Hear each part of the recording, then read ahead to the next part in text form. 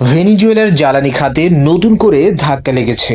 বিদ্যুৎ বিপর্যয়ের কারণে দেশটির সবচেয়ে বড় তেল শোধনাগার আমুয়ে রিফাইনারি সম্পূর্ণভাবে বন্ধ হয়ে গেছে। রিফাইনারিটির দৈনিক উৎপাদন সক্ষমতা প্রায় 6,45,000 ব্যারেল হলেও সাম্প্রতিক সময়ে এটি পূর্ণ সক্ষমতায় চলছিল না। ব্ল্যাকআউটের আগে প্রতিদিন প্রায় 1,37,000 ব্যারেল তেল প্রক্রিয়াজাত করা হচ্ছিল বলে জানা গেছে। আন্তর্জাতিক সংবাদ সংস্থার তথ্য অনুযায়ী হঠাৎ বিদ্যুৎ বিভ্রাটের পর নিরাপত্তাজনিত ঝুঁকি এড়াতে শোধনাগারটির কার্যক্রম বন্ধ করে দেয়া হয়। বিশেষজ্ঞরা বলছেন এটি কোনো বিচ্ছিন্ন ঘটনা নয়। রাষ্ট্রায়ত্ত তেল কোম্পানি পিডিভিএস এর বিভিন্ন স্থাপনাতেই দীর্ঘদিন ধরে বিদ্যুৎ সংকট এবং অবকাঠামোগত সমস্যা দেখা যাচ্ছে। এর ফলে দেশটির রিফাইনারিগুলো অনেক সময় পূর্ণ উৎপাদন সক্ষমতার অনেক নিচে পরিচালিত হচ্ছে। বিশ্লেষকদের মতে স্বল্প মেয়াদে এই ঘটনায় যুক্তরাষ্ট্র বা বৈশ্বিক বাজারে বড় প্রভাব নাও পড়তে পারে, তবে দীর্ঘমেয়াদে পরিস্থিতি বদলাতে পারে। কারণ ভেনিজুয়েলার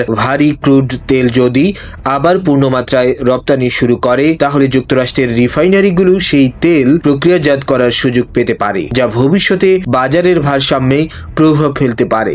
এখন বড় প্রশ্ন, ভেনিজুয়েলা কি তাদের তেল অবকাঠামো স্থিতিশীল করতে পারবে, নাকি বারবার বিদ্যুৎ সংকট তাদের জ্বালানি খাতকে আরো দুর্বল করে দেবে।